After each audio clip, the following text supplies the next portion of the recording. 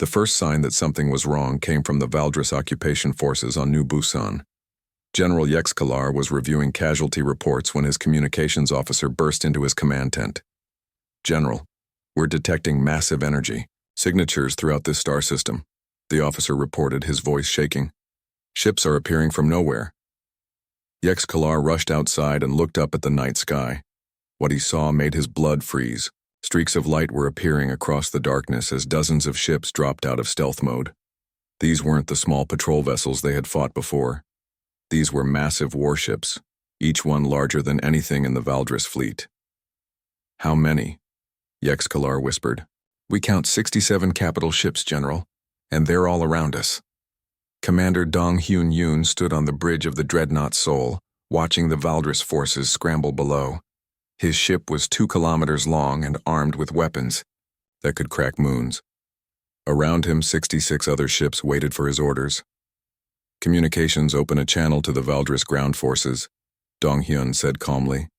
General Yexkalar's face appeared on the screen, his reptilian features twisted with confusion and fear. "Who are you?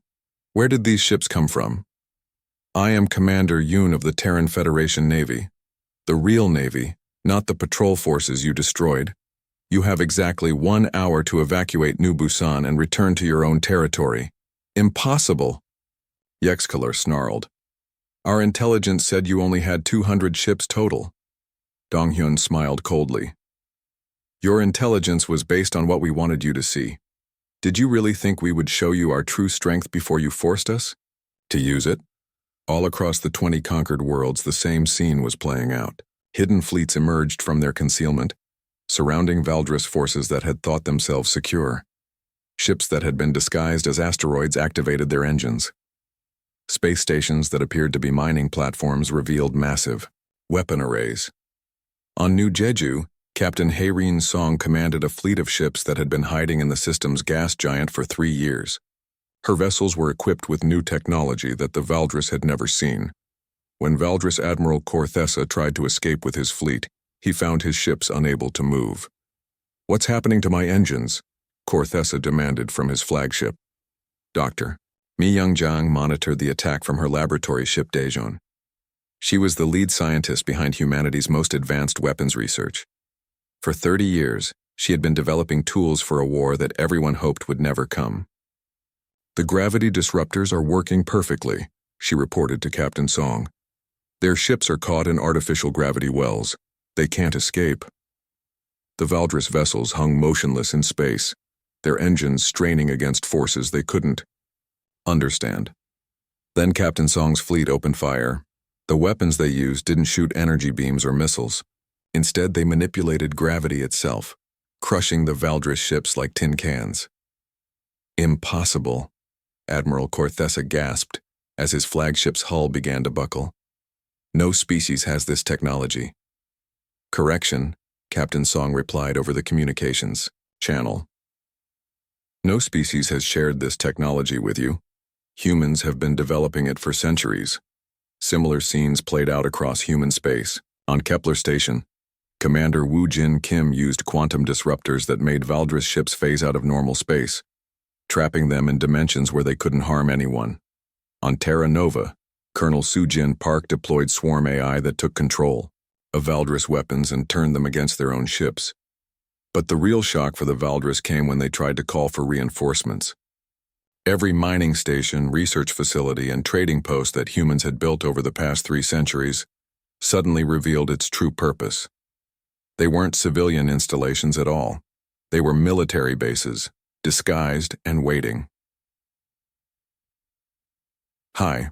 General Kex Morrell stood in the command center of the Valdris war fleet, watching as report after report came in from the front lines. Each one brought worse news than the last. "Sir, the 4th Fleet has been completely destroyed at New Busan. The 7th Fleet is trapped at New Jeju and requesting immediate assistance. The 12th Fleet reports enemy vessels using unknown technology." "How many ships do these humans have?" Kex Morrell demanded. "Current estimates suggest over 5,000 capital ships, sir, and they appear to have been hiding them for decades." Kex Morrell felt something he had never experienced before in 30 years of conquest. Fear. "Send word to Emperor Morgathan." Tell him we need reinforcements, all available fleets. On Earth, President In Seok Han addressed the galaxy from the Terran Federation's Capitol building. His words were broadcast to every inhabited world, carried by communication networks that reached across thousands of star systems. People of the galaxy, he began, his voice calm and steady. 3 months ago, humanity offered peace to the Valdris Empire. We were told that peace was weakness. We were told that small species have no rights. Today, we proved that this assumption was wrong. The broadcast showed images of Valdris fleets being destroyed by human weapons, ships that had seemed invincible crumbling under gravitational forces, entire invasion armies surrendering as human ground forces appeared from hidden bunkers. Humanity has spent 300 years preparing for this day, President Han continued. Every world we colonized was chosen for strategic value. Every research station was built to be converted into a military base. Every trade route was designed to move our fleets quickly to where they were needed. Emperor Morgathan watched the broadcast from his throne room, his face growing darker with each word. Around him, his war council shifted nervously as they realized the scope of their mistake. The Valdris Empire declared war on humanity, President Han said. They chose to test our resolve instead of accepting our offer of friendship.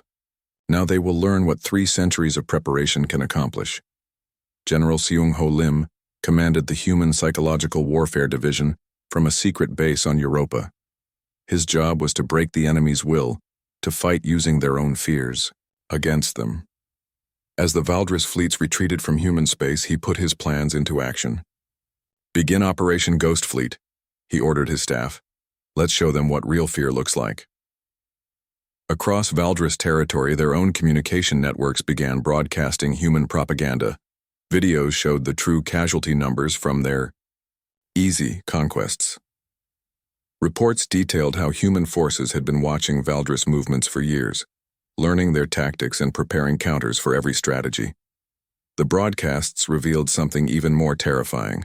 Humanity had infiltrated Valdris space decades ago, those merchant ships that traded peacefully at Valdris ports, spy vessels gathering intelligence, those scientific expeditions studying distant stars, reconnaissance missions mapping Valdris defenses. We know where your homeworlds are, the broadcast said in perfect Valdris language. We know where your fleets are stationed. We know where your leaders hide. We have been watching you for 70 years, and we have been preparing. Admiral Vex Mora of the Valdris Third Fleet was retreating from the Kepler system when the broadcasts reached his ships. He watched in growing horror as detailed plans of his own fleet's movements scrolled across his screen. Plans that showed humans had been tracking his forces for months. How did they get this information? He asked his intelligence officer. Sir, some of this data could only have come from our own command networks. The humans have been inside our systems for years. For the first time in their empire's history, Valdris commanders began to question whether they could win. They had built their power on the certainty that they were the strongest species in the galaxy. Now they faced an enemy that had been preparing for war while pretending to be weak. But humanity wasn't finished. Admiral Taemin Choi stood before a holographic display showing the entire galaxy. Red dots marked Valdris fleets. Blue dots showed human forces. For the first time in 3 centuries, the blue dots outnumbered the red ones. Begin Phase 2, he ordered. Take the fight to them. Show them that we can reach any world in their empire whenever we choose. Human fleets that had been hidden for generations began to move toward Valdris territory. They didn't come as conquerors seeking to occupy worlds. They came as hunters, seeking to eliminate an enemy that had chosen war over peace. The galaxy was about to learn that humanity's greatest strength wasn't their technology or their numbers. It was their patience. For 300 years, they had prepared for a war they hoped would never come. Now that war was here, and the Valdris Empire was about to discover exactly how thoroughly they had been outmatched. Admiral Eun-ji Song stood in the war room of the massive battleship Busan, studying the holographic map of Valdris space. Red indicators showed enemy fleet positions, while blue markers tracked human forces closing in from dozens of directions. After months of defensive fighting, humanity was ready to carry the war to its enemies. Admiral, all strike groups are in position, reported Captain Kyung-Min Lee. We have 47 separate human fleets surrounding Valdris territories. They have no idea we're here. Unji nodded. She was a small woman with steel-gray hair and eyes that missed nothing. For 40 years she had studied Valdris tactics, waiting for this moment. Begin the hunt. Target their isolated fleets first. Make them afraid to split their forces. The first target was the Valdris 6th Fleet, stationed near a mining world called Zerion III. Admiral Kolvex commanded 12 capital ships and thought himself safe in what had always been secure Valdris territory. He was reviewing supply reports when his sensors officer screamed a warning. "Admiral! Human ships decloaking all around us." Kolvex rushed to the main display and felt his heart stop beating. 30 human warships had appeared from nowhere, surrounding his fleet in a perfect sphere. Their weapons were already charging. "How did they get here?" Kolvex demanded. "This system is 300 light-years from human space." Captain Woojin Kang commanded the human strike force from his stealth destroyer Incheon. His ship was equipped with the latest quantum drive technology, allowing it to jump directly into enemy territory without using the hyperspace lanes that the Valdris monitored. "Valdris vessels, this is Captain Kang of the Terran Federation Navy. You are surrounded and outgunned. Surrender now, and you will be treated according to galactic warfare conventions." Admiral Kolvex's reply came back immediately. "Never. The Valdris Empire does not surrender to inferior species."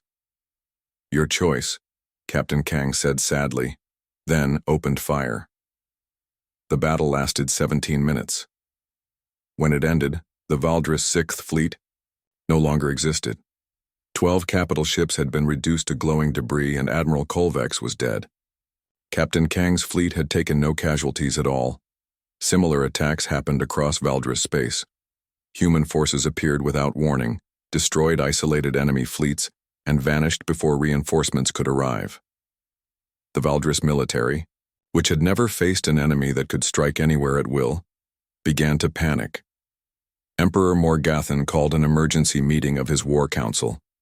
The massive chamber was filled with nervous generals and admirals, their confidence shattered by weeks of devastating defeats. "Explain to me how these humans are appearing deep in our territory," the Emperor demanded. "Our hyperspace monitoring stations detect nothing. Our border fleets see nothing. Yet our forces are being destroyed hundreds of light-years from human space." High General Kex Morrell stepped forward, his scarred face grim. "Your Majesty, the humans appear to have developed technology we don't understand. They can travel without using hyperspace lanes, making them invisible to our detection networks. Then how do we stop them?" We don't know, Your Majesty." The Emperor's roar of rage echoed through the chamber. "Find a way. Pull back all our fleets to defensive positions. Protect our core worlds at any cost." But the human strategy wasn't just about military victory. Colonel Hyrin Park commanded the Human Special Operations Division from a hidden base in the asteroid fields of Kepler 442. Her mission was to break the Valdris Empire from within. "Launch Operation Broken Chain," she ordered her team. "It's time to liberate the slaves." For 3,000 years, the Valdris Empire had grown by conquering other species and forcing them to serve. Millions of beings from dozens of worlds lived as slaves, building Valdris ships and growing Valdris food. They had no hope of freedom because no enemy had ever seriously threatened Valdris power. Human agents who had been secretly infiltrating Valdris territory for decades now activated sleeper cells on every slave world. Weapons that had been hidden for years were distributed to underground resistance movements. Communication networks that the Valdris thought were secure carried messages of rebellion. On the industrial world of Cathara Prime, 10 million Cathari slaves worked in massive factories building Valdris warships. They had been conquered 2 centuries ago and had long given up hope of freedom. Then the human broadcasts began.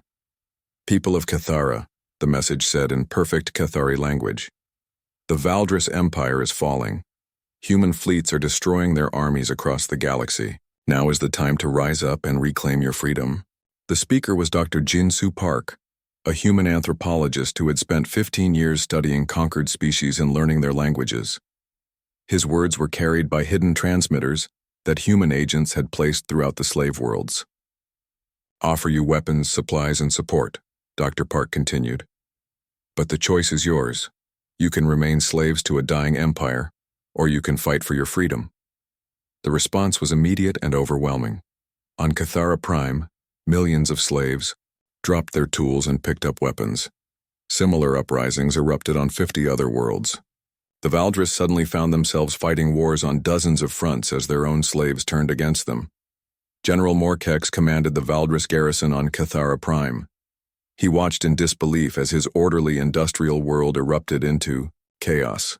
Factories burned, Valdris administrative centers were overrun, and armed Cathari rebels hunted down occupation forces. How did this happen? He demanded from his command center. We've controlled these slaves for 200 years. Sir, we're detecting human weapons among the rebels, his aide reported. And human advisors are coordinating their attacks. The humans have been planning this for decades. General Morkex realized that his garrison of 10,000 soldiers could not control 10 million angry rebels supported by human military advisors. Send word to Fleet Command. We need immediate evacuation. But Fleet Command had problems of its own. Admiral Tolveris commanded the Valdris Home Defense Fleet, responsible for protecting the core worlds of the Empire. He faced a terrible choice: use his ships to evacuate garrison forces from rebel worlds, or keep them concentrated to defend against human attacks. Sir, we're receiving evacuation requests from 47 worlds, reported his operations officer. But if we split the fleet to respond, we'll be vulnerable to human strike forces. And if we don't evacuate our troops, we lose entire armies to rebel forces, Admiral Tolveris replied grimly. Either way, we lose. The Valdris Empire, which had seemed invincible just months before, was collapsing from within. Slave rebellions weakened their industrial base. Human raids destroyed their fleets and panic spread through their military command. But the humans weren't finished. Admiral Kyungsu Nam commanded the largest human fleet ever assembled. 300 capital ships hidden in a nebula just outside the Valdris home system. His target was Valdris Prime itself, the heart of the 3,000-year-old empire. All ships prepare for final approach, he commanded. Remember, we're not here to conquer. We're here to end this war. The approach to Valdris Prime was defended by the most powerful fortifications in the galaxy. Orbital platforms armed with planet-killing weapons surrounded the world, while the Imperial Guard fleet of over 500 ships patrolled the system. Emperor Morgathan had concentrated his remaining forces here for a final stand. Admiral Kexathora commanded the Imperial Guard from the Super Dreadnought Dominion. When human ships began appearing at the edge of the system, she was ready for them. All ships, attack formation, she ordered. Show these humans what happens when they threaten the heart of our empire. The Battle of Valdris Prime began with the largest space engagement in galactic history. Over 800 ships clashed in the darkness between worlds, their weapons lighting up space with deadly fire. But the humans had advantages that the Valdris had never encountered. Captain So-Min Kim commanded a squadron of human destroyers equipped with quantum torpedoes. Her weapons could phase through normal matter, making Valdris shields useless. When her torpedoes hit enemy ships, they rematerialized inside their hulls, causing explosions that no armor could stop. Target the Super Dreadnought, she ordered. Her squadron. Let's cut the head off this snake. The Dominion was the largest warship ever built, armed with enough firepower to destroy small moons. But when Captain Kim's quantum torpedoes phased through its shields and exploded inside its reactor core, the massive ship broke apart like a child's toy. Admiral Kexathora died still believing that Valdris superiority was natural law. She never understood that humans had been preparing for this battle for 3 centuries, while the Valdris had grown soft from too many easy victories. As the Imperial Guard fleet crumbled around Valdris Prime, Emperor Morgathan watched from his palace, throne room. His empire was falling, his fleets were destroyed, and his slaves were in rebellion. For the first time in his long life, he felt fear. Your Majesty, High General Kex Morale said quietly, perhaps it is time to consider surrender. The Emperor turned to stare at his oldest general, the warrior who had helped him conquer a dozen worlds. Surrender? The Valdris Empire has never surrendered. The Valdris Empire has never faced an enemy like this, Kex Morale replied. Your Majesty, they were prepared for us. They have been preparing for 300 years. Emperor Morgathan sat on his throne for the last time, staring at the human ships that filled the screens around his chamber.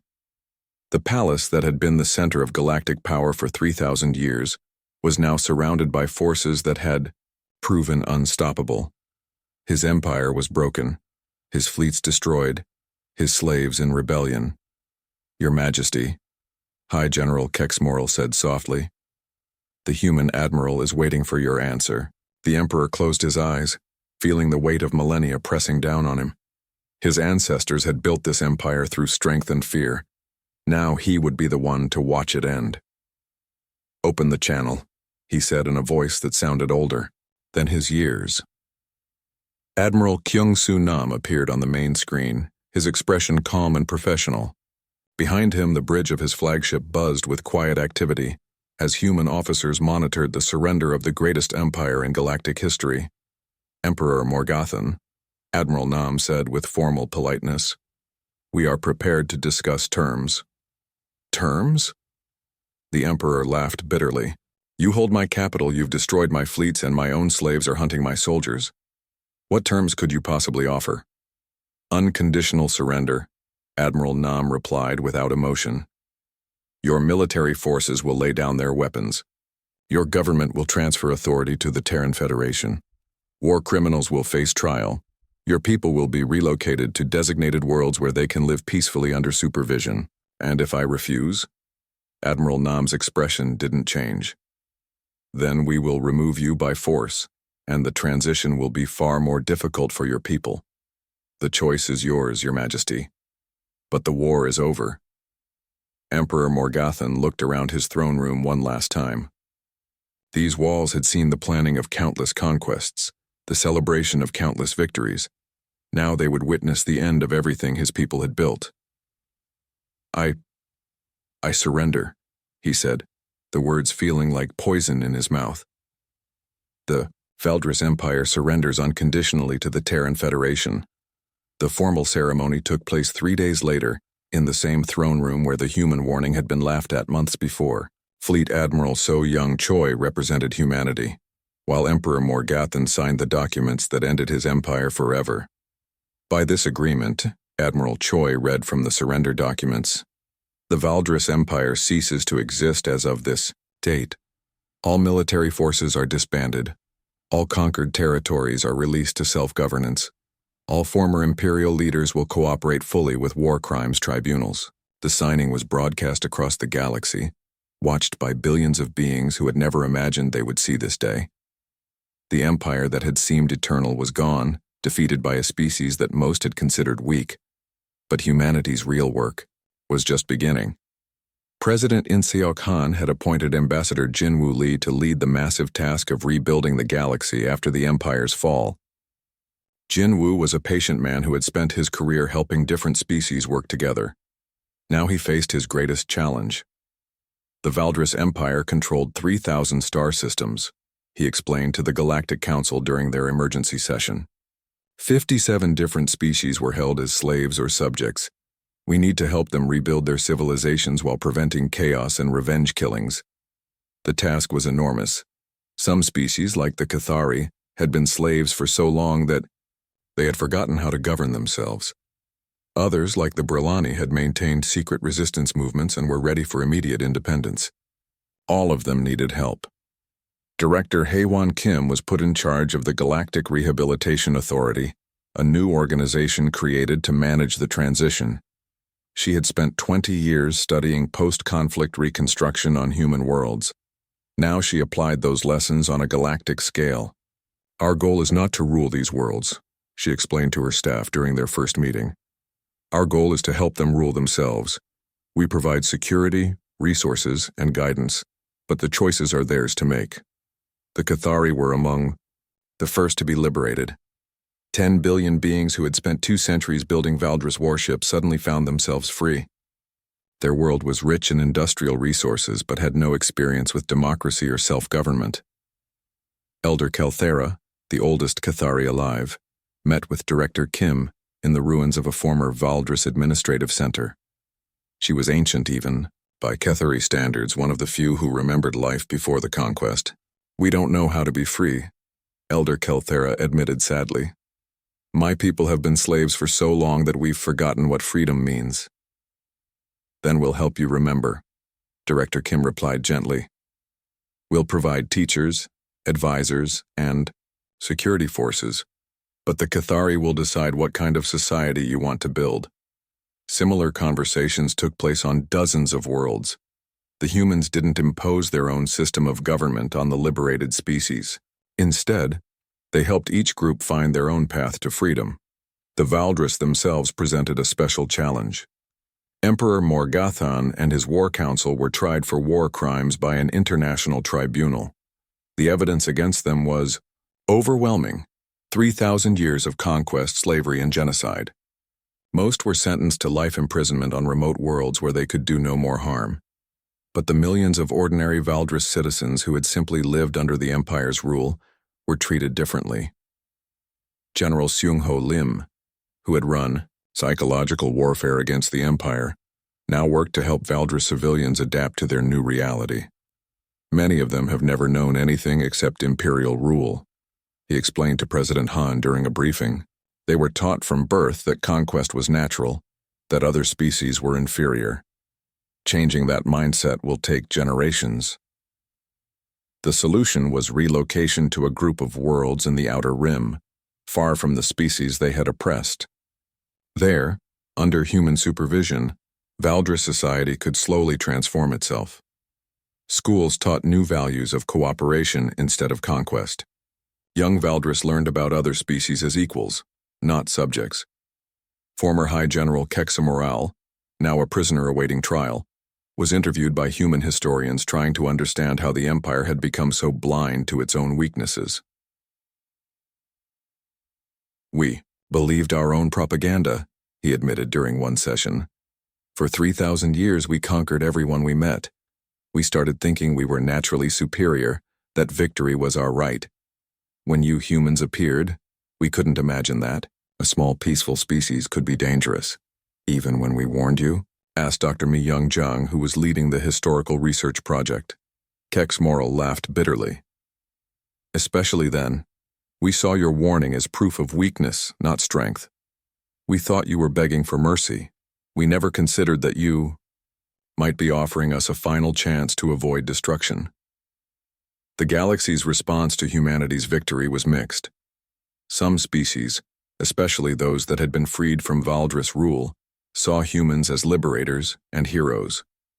Others, particularly those that had been planning their own conquests, viewed humanity with fear and suspicion.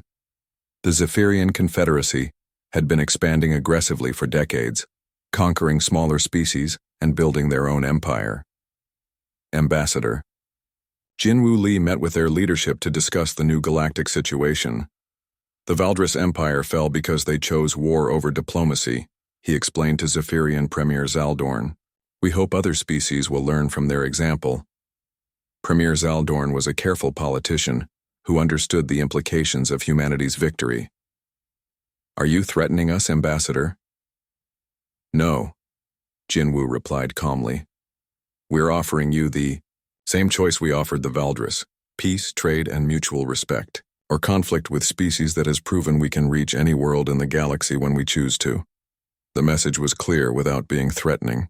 Within months, the Zephyrian Confederacy had signed peace treaties with all their neighbors and opened diplomatic relations with the Terran Federation. Similar changes occurred throughout the galaxy as aggressive species reconsidered their expansionist policies. But humanity's greatest achievement was showing that there was an alternative to Empire. The Galactic Rehabilitation Authority helped establish the new Federated Worlds Alliance, a voluntary organization where species could cooperate as equals instead of rulers and subjects. Dr. Hyunwoo Park, the ambassador who had delivered humanity's original warning, was chosen as the Alliance's first Secretary General. He stood before the assembled representatives of 200 species, many of whom had been enemies just years before. Today marks a new era in galactic history, he said to the gathering. For the first time, species can choose cooperation over conquest, trade over tribute, friendship over fear. The old empire is gone, what we build next is up to all of us. The memorial to the Valdris War was built on New Sol, the research station where humanity's warning had first been delivered. Carved into stone in dozens of languages were the words that had proven prophetic. We sought peace. We offered diplomacy. We gave warning. They chose war instead. They learned why humanity's greatest victories come not from our eagerness to fight, but from our commitment to be ready when fighting becomes the only option. 100 years later, the galaxy had become everything humanity had hoped for when they first reached for the stars. Trade flowed freely between hundreds of worlds. Scientific knowledge was shared openly. Conflicts were resolved through negotiation rather than warfare. 3 months after the warning was ignored, the Valdris war machine moved into action. Operation Starfall began at dawn on Valdris Prime, with invasion fleets launching toward 20 human worlds at the same time. Emperor Morgathan watched from his palace as thousands of ships disappeared into hyperspace, carrying death to the humans who had dared to threaten his empire. The first target was New Busan, a farming world with green fields and small cities. The planet grew food for several human colonies nearby. Its defense was light, just 1 orbital platform and 6 patrol ships. The Valdris expected the planet to surrender within hours. Captain Ji-Ho Kim stood on the bridge of the patrol ship Incheon, watching as 60 Valdris warships dropped out of hyperspace. Each enemy ship was 3 times larger than his vessel. His 5 other ships looked tiny next to the invasion fleet. "Captain, they're demanding our surrender," reported Communications Officer Min Jung Lee. "They say we have 10 minutes to abandon our ships and evacuate the planet." Ji-Ho looked at his crew. These were good people, farmers' children mostly, who had joined the patrol to protect their homes. None of them were career soldiers. Yet when he looked into their eyes, he saw no fear. "Only determination. Send a reply," Ji-Ho said calmly. "Tell them that New Busan is under the protection of the Terran Federation. If they want it, they'll have to take it." The Valdris response was swift. Energy beams lanced out from their ships, toward the small human fleet. But Ji-Ho had not survived 15 years as a patrol captain by being predictable. The Incheon dove toward the planet, using its gravity well to gain speed. "All ships pattern Delta 7, Ji-Ho commanded. "Remember, we don't need to win. We just need to make them pay for every meter." What happened next shocked the Valdris commanders. Instead of running or trying to fight from a distance, the human ships charged straight at them. The Busan rammed a Valdris destroyer, both ships exploding in a ball of fire. The Daegu crashed into a Valdris cruiser, taking it down. Commander Zalthek of the Valdris fleet watched in horror as these tiny human ships threw themselves at his vessels like angry insects. His species had conquered hundreds of worlds, but they had never seen anything like this. "These humans are insane," he muttered to his aide. "They're committing suicide." But it wasn't suicide. It was mathematics. Every human ship that died took at least 1 Valdris ship with it, sometimes 2. The humans knew they couldn't win, but they could make the victory cost far more than the Valdris had expected. Captain Ji-Ho's ship was the last one left. Half his crew was dead, and the Incheon was burning from 6 different hull breaches. Through the smoke and sparks, he could see the remaining Valdris ships closing in. "Captain, escape pods are ready," said Lieutenant Woo-Jin Park from the engineering station. "No," Ji-Ho replied, his hands steady on the controls. "Set the reactor to overload. Full power to engines, let's make this count."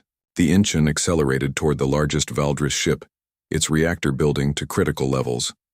Commander Zalthek watched in disbelief as the burning human vessel grew larger on his screen. "Evasive action," he screamed, but it was too late. The explosion lit up space for thousands of kilometers.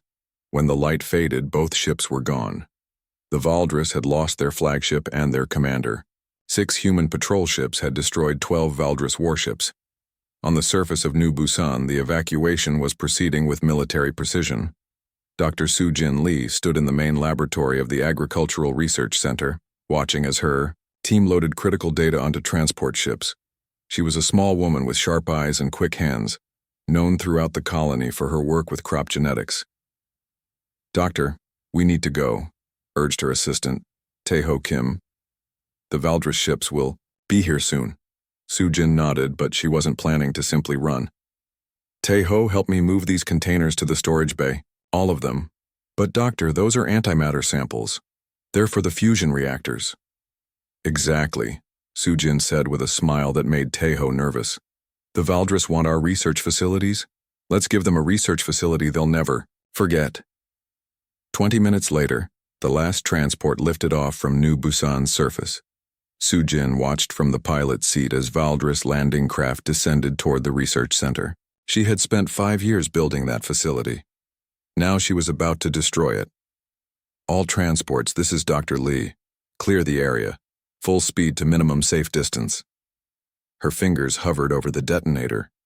The research center contained the work of hundreds of scientists, years of progress in making plants grow in harsh conditions. But it also contained 15 kilograms of antimatter, carefully placed in the reactor core.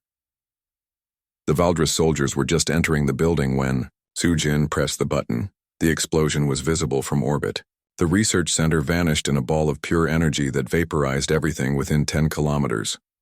3 Valdris capital ships that had been landing nearby were caught in the blast. They tumbled from the sky like broken toys. Across human space, similar scenes played out on 19 other worlds. The Valdris had expected quick surrenders and easy victories. Instead, they found humans who fought with a ferocity that none of their previous conquests had shown. On Kepler Station, civilian miners used mining charges to collapse tunnels on Valdris ground troops. On New Jeju, fishing boats loaded with explosives rammed Valdris submarines. On Terra Nova, farmers turned their crop dusters into bombers, dropping homemade explosives on enemy positions. But the cost was terrible. The human worlds fought bravely, but they were not military planets. They had farms and schools, not fortresses and weapons factories. One by one, they fell to the Valdris invasion. Emperor Morgathan received the victory reports in his throne room, but his mood was dark. High General Kexmoral stood before him, trying to explain why a simple conquest had become so expensive. "Your Majesty, we have taken all 20 target worlds as planned," Kexmoral reported. "However, our casualties were higher than expected." "How much higher?" the Emperor asked in a dangerous voice. "We lost 437 ships, Your Majesty, and approximately 50,000 ground troops." The throne room fell silent. In their last major campaign against the Rilken Republic, the Valdris had lost fewer than 50 ships total. These humans, with their tiny fleet and primitive weapons, had inflicted 10 times the casualties. "How is this possible?" Emperor Morgathan demanded. "These were not even military worlds. The humans appear to have no concept of surrender, Your Majesty. They fight until they are completely destroyed, and they use tactics we have never encountered. Suicide attacks, explosives hidden in civilian areas, ramming attacks by unarmed vessels." Emperor Morgathan stood from his throne, his massive form casting shadows across the chamber. "If these farmers and scientists can cause such damage, what will their real military be like? Your Majesty, according to our intelligence, we have just defeated their real military. These patrol ships and defense platforms were all they had." But even as Kexmoral spoke those words, he felt doubt creeping into his mind. The humans had fought too well for a species that was unprepared for war. Their evacuations had been too organized, their tactics too effective. On Earth, Admiral Taemin Choi stood in the Terran Federation's war room, watching the casualty reports scroll across the screens. Each lost world was marked in red, each destroyed. Ship represented lives lost. But between the lines of the reports he could see something else, something that filled him with grim satisfaction. "Admiral, the Valdris casualty numbers have been confirmed," reported Colonel Yoon-ju Han. "They lost more ships in this single operation than in their last 10 campaigns combined." "Good," Admiral Choi said quietly. "They think they've seen our military. They think those patrol ships and defense platforms were the best we could do." He turned to face his staff officers. "Gentlemen, ladies, It's time to show them what the Terran Federation Navy actually looks like. Activate Protocol 7. Wake up the fleet. Across human space, signals went out to coordinates that appeared empty on every star chart. In asteroid fields and gas giant atmospheres, in the hearts of nebulae and the shadows of dead stars, ancient machines began to stir. Ships that had waited for centuries in silent darkness started their engines and turned toward the Valdris Empire. The sleeping giant was waking up, and it was very, very angry. The research station New Sol floated quietly in the darkness of space. Its white metal walls reflected the light from the nearby star as scientists worked inside. For 3 years, the station had been studying strange energy readings from this distant corner of the galaxy. The humans who lived there thought they were alone. Ambassador Hyunwoo Park stood in the station's main control room, looking out at the stars through a large window. He was a tall man with graying hair and kind eyes. For 20 years he had helped humans make friends with alien species across the galaxy. He believed that talking was always better than fighting. "Sir, we have ships coming toward us," said Lieutenant So Young Kim from her position at the scanner. Her voice was calm, but Hyunwoo could hear worry in it. "They're big ships, military ships." Hyunwoo walked over to look at her screen. The dots moving toward them were indeed large, much larger than anything humans had built. "How many?" he asked. 15 ships, sir. They'll be here in 2 hours." The ambassador nodded slowly. He had heard stories about the Valdris Empire from other species. They were known for taking over planets and making slaves of the people who lived there. But humans had always been careful to stay away from their territory. "Send them a message," Hyunwoo said. "Tell them we come in peace. Ask what they want." The reply came back quickly. The alien voice was deep and harsh. "Humans of the research station, you are now in Valdris space. You will surrender your station and leave immediately. Any resistance will result in your destruction." Hyunwoo felt his heart beat faster, but he kept his voice steady. "This is Ambassador Park of the Terran Federation. We had no knowledge that this was your territory. We are happy to discuss this matter with you." An hour later, a small Valdris ship docked with the research station. Commander Vexithera stepped aboard with 6 armed soldiers. She was tall and reptilian, with dark green scales and yellow eyes that looked at humans like they were insects. Her soldiers carried weapons that hummed with energy. "I am Commander Vexithara of the Valdris 5th Fleet," she announced. "You humans will abandon this station within 24 hours. All research materials will be left behind for Valdris use." Hyunwoo bowed slightly in respect. "Commander, we understand your position. However, this station represents 3 years of work and significant resources. Perhaps we could reach an agreement that benefits both our peoples." Vexithara's laugh was like the sound of breaking glass. "Agreement? You are a small species with fewer than 50 worlds. We control 3,000 star systems. What could you possibly offer us?" "Knowledge," Hyunwoo replied calmly. "Scientific discoveries, trade opportunities, friendship." "The Valdris Empire does not need friends," Vexithara said. "We take what we want. You will learn this soon enough." The Valdris commander turned to leave, but Hyunwoo spoke again. "Commander, I must warn you. Humanity has always preferred peace, but we will defend ourselves if threatened. I strongly advise against testing our resolve." Vexithara stopped and turned back. Her yellow eyes narrowed. "Are you threatening the Valdris Empire, little human?" "No," Hyunwoo said quietly. "I am warning you. There is a difference." After the Valdris left, Hyunwoo sent an emergency message to Earth. The response came from Admiral Taemin Choi of the Terran Federation Navy. His face appeared on the main screen, serious and focused. "Ambassador, we've been monitoring the situation. Evacuate the station immediately. This isn't worth starting a war over." "Admiral, with respect, this isn't just about one station. If we run now, they'll think we're weak. They'll keep pushing until they reach our core worlds."